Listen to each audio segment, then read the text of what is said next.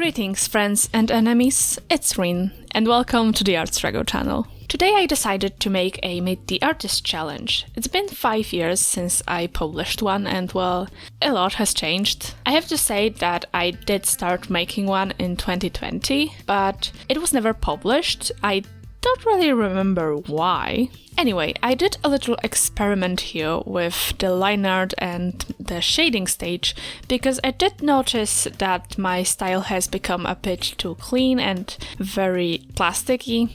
I tried to minimize it by adding a paper texture over my art recently, but it still don't look how I want it to look. The big help was from one of the recent Lavender Towns video about mistakes that make your art looks better. I recommend you to check it out. I'm a big fan of Hailey and her tutorials taught me a lot as well as just studying her style.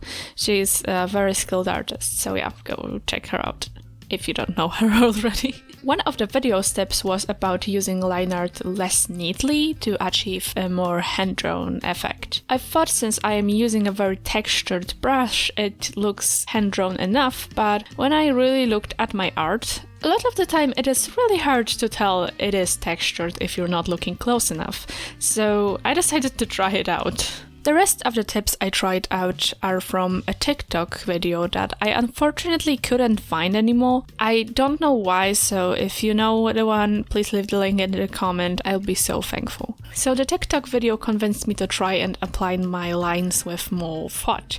I always heard how important it is to vary your line thickness, but no one ever explained to me how to do it.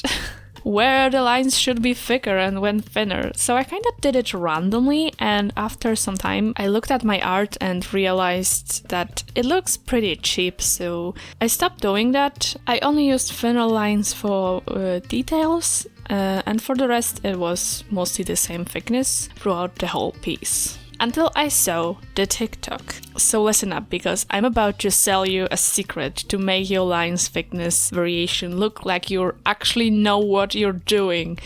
Because you will. Because I will tell you what to do.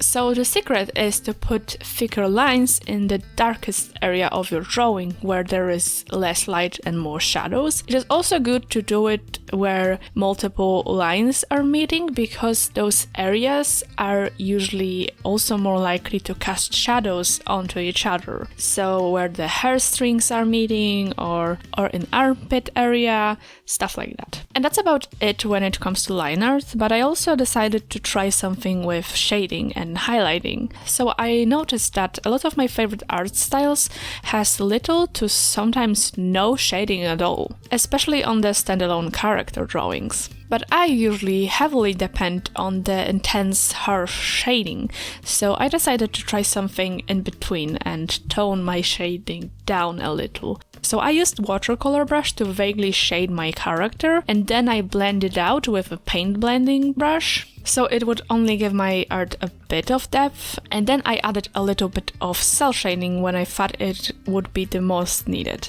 I also used blue for shading. I usually do it with more pink tones, and I honestly don't know why. I know the shadows should usually be cooler tones, so I have no idea where I picked it up from, but it's changed now.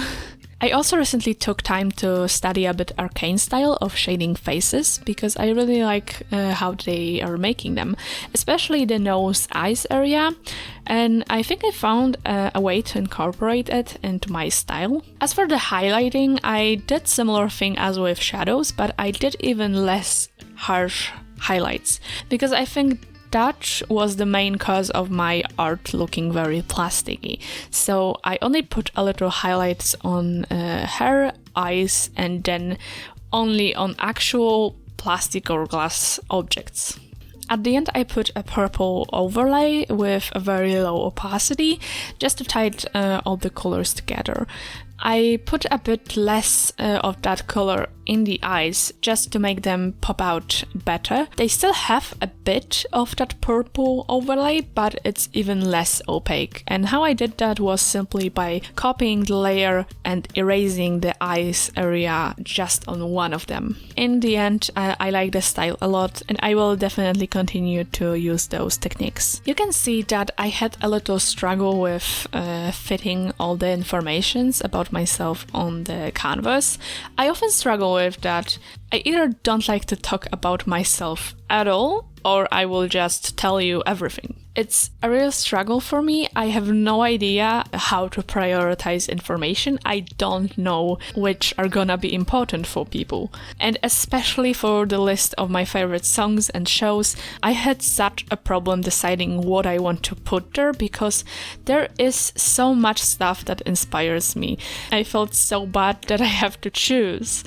I actually did a whole highlight on my Instagram with all the songs that was on this list, and then I also added all that didn't end up on the list because I ran out of space. And that part is significantly longer than the first part. And it's not even a complete list because after posting that, I thought about like 10 more songs that I love. So yeah, that part of this drawing was probably the hardest. I corrected a few stuff off camera. I added Madoka to my list of shows because for some reason I completely forgot about the existence of the show, and this is one of my favorites, so I don't know how I did it. I also corrected dyslexic to dyslexic, even though according to my research, dyslexic is also correct and dyslexic is just more commonly used. But because all the typing apps and autocorrects was trying to change it, I did correct it anyway. Just to avoid comments about that, because I really feel anxious about people correcting me, because I am dyslexic and I was very aggressively corrected a lot of times in my life. I've been told that making mistakes is like the worst and the stupidest things I can do, and that no one will take me seriously if I do even one mistake. So I have a real trauma about that, mostly from school. Obviously, school is very traumatizing. So I really preferred to not get comments like that. Anyway, this is the final piece. Let me know what do you think about my upgraded style, and if you feel like it, you can also tell me something about yourself as well, if you like. So before we end this video, today is the first day of AROMANTIC Awareness Week, and this is very important to me personally, because I recently came out as aromantic, and out of all my queer identities, discovering this one and living with this one was probably the most painful for me. And that's because of amatonormativity, which is the idea that we as a society believe in, that humans can only find true fulfillment in romantic monogamous relationships, and that romantic love is more superior to other types of love, which made me feel a lot of internalized hate towards myself, as you can imagine. There's a lot of harmful myths about aromantic people, for example that it's the same thing as asexuality, or that we are cold, heartless and broken, that we can't be in relationships and the only way for us is one-night stands, which is not necessarily true, because queer platonic relationships exist. So I want you to take time during this week to read one of the definitions I prepared for you in a description of this video, and maybe share some knowledge by posting them on your social media or just discussing it with friends and family. And if you want to know more, you can follow me on Instagram. I will be posting a lot of information this week. That's all from me today. Thank you for watching. I hope you enjoyed this video. Leave a like if you liked it, if you like, and see you in the next one. Bye!